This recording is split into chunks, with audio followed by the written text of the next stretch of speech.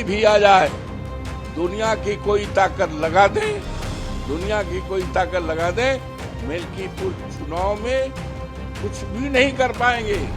और उनको केवल 2 विधानसभा की जिम्मेदारी देना, ये तो कुछ इसमें दाल में काला है। पता नहीं ये केंद्र वाले बाबा से क्यों नाराज है, क्या नाराज है बाबा? व्यक्तिगत तौर से इतना बढ़िया है, लेकिन नाराज क्या है, इनको क्यों हटाना चाहते हैं? जानबूझकर बाबा को लगाया गया है, एक आधार बन जाए बाबा को हटाने का। वैसे तो यूपी में कुल 10 सीटों पर उपचुनाव होने हैं, लेकिन अयोध्या की मिल्कीपुर सीट जो अवधेश प्रसाद के सांसद बनने से खाली हुई है, उसकी चर्चा सबसे ज्यादा हो रही है। बीजेपी की तरफ से खुद सीएम योगी आदित्यनाथ मिल्कीपुर सीट की जिम्मेदारी संभाल रहे हैं, जबकि अखिलेश यादव ने इस सीट की जिम्मेदारी फैजाबाद से मौजूदा सांसद और मिल्कीपुर से पूर्व विधायक अवधेश प्रसाद को दी है। चुनाव तारीखों का तो ऐलान अभी नहीं हुआ, मगर उससे पहले मिल्कीपुर विधानसभा उपचुनाव को लेकर अवधेश प्रसाद का बड़ा बयान सामने आया। उन्होंने दावा किया, चाहे कुछ भी हो जाए, मिल्कीपुर उपचुनाव में जीत हर हाल में समाजवादी पार्टी की ही होगी और 50,000 से ज्यादा वोटों से होगी। क्या जोगी बाबा वोट के बोरा भर के लेके जिन्हें खोल दी हैं? वोट तो हमारा है, वोट तो हमारा है, जिन्होंने 35,000 से वोट जिताया है, हमारे तो समर्थक हैं, हर जात बिरादरी के हैं। कोई भी आ जाए, दुनिया की कोई ताकत लगा दे, दुनिया की कोई ताकत लगा दे, मिल्कीपुर चुनाव में कुछ भी नहीं कर पाएंगे। पूरी तरह से भारतीय जनता पार्टी हारेगी, हारेगी, हारेगी और 50,000 वोट से ज्यादा हमारा उम्मीदवार जीतेगा। टीवी 9 से खास बातचीत के दौरान अवधेश प्रसाद ने सीएम योगी और बीजेपी के शीर्ष नेतृत्व पर तंज भरे लहजे में कहा कि आगामी उपचुनाव में बीजेपी आलाकमान ने सीएम योगी को मिल्कीपुर और कठेरी सीट की जिम्मेदारी एक साजिश के तहत दी है, क्योंकि दिल्ली वालों को पता है कि वो 2 सीटें बीजेपी किसी भी सूरत में जीत नहीं सकती। लिहाजा ये बाबा को हटाने का तरीका है और दिल्ली वालों को बाबा को हटाने का बहाना चाहिए।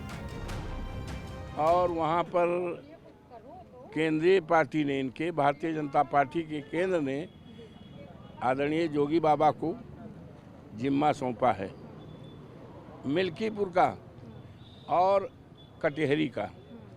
अब आप सोचो, इतने बड़े मुख्यमंत्री हैं, देश दुनिया में वो प्रचार करने जाते हैं और उनको केवल 2 विधानसभा की जिम्मेदारी देना, ये तो कुछ इसमें दाल में काला है। पता नहीं ये केंद्र वाले बाबा से क्यों नाराज है, क्या नाराज है बाबा? व्यक्तिगत तौर से इतना बढ़िया है, लेकिन नाराज क्या है, इनको क्यों हटाना चाहते हैं? ये केंद्र जानता है, दिल्ली वाले जानते हैं भाजपा के, जो कि मिल्कीपुर समाजवादी पार्टी जीतेगी 50,000 वोट से, कटहरी जीतेगी। जानबूझकर बाबा को लगाया गया है कि एक आधार बन जाए। लोकसभा चुनाव 2024 के नतीजों से उत्साहित समाजवादी पार्टी के सांसद अवधेश प्रसाद यहीं नहीं रुके।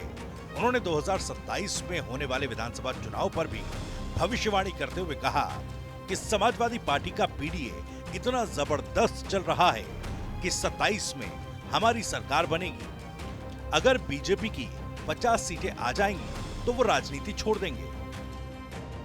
हाँ, भाजपा के चक्कर में पड़े हो, भाजपा जा रही है। अरे भाजपा की तो विदाई है, विदाई है, विदाई है, विदाई है। इस चुनाव में 47 सीटें जीते हैं हम और लोकसभा में तीसरी शक्ति है और 27 के चुनाव में सफाया हो जाएगा इनका। समाजवादी पार्टी पीडीए इतना जबरदस्त पड़ रहा है, पड़ेगा कि 27 में हमारी सरकार बनेगी और अगर 50 सीट बीजेपी पा जाएगी तो आप लिख लीजिए, हमारे पास आइए, हम राजनीति छोड़ देंगे।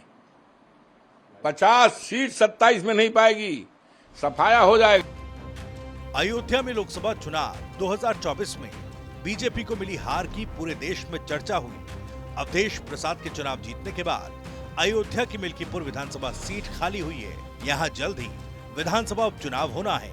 2027 में होने वाले विधानसभा चुनाव से पहले ये बड़ा उपचुनाव माना जा रहा है। ऐसे में सीएम योगी आदित्यनाथ ने मिल्कीपुर की जिम्मेदारी खुद संभाली है। अब योगी के लिए मिल्कीपुर की लड़ाई प्रतिष्ठा का सवाल बनती जा रही है। पिछले दिनों सीएम योगी ने लगातार 2 बार अयोध्या का दौरा किया। वो कार्यकर्ताओं की नाराजगी दूर करने की रणनीति पर भी काम कर रहे हैं। कुल मिलाकर बीजेपी और समाजवादी पार्टी दोनों की तरफ से अयोध्या से बड़ा संदेश देने का प्रयास किया जा रहा है।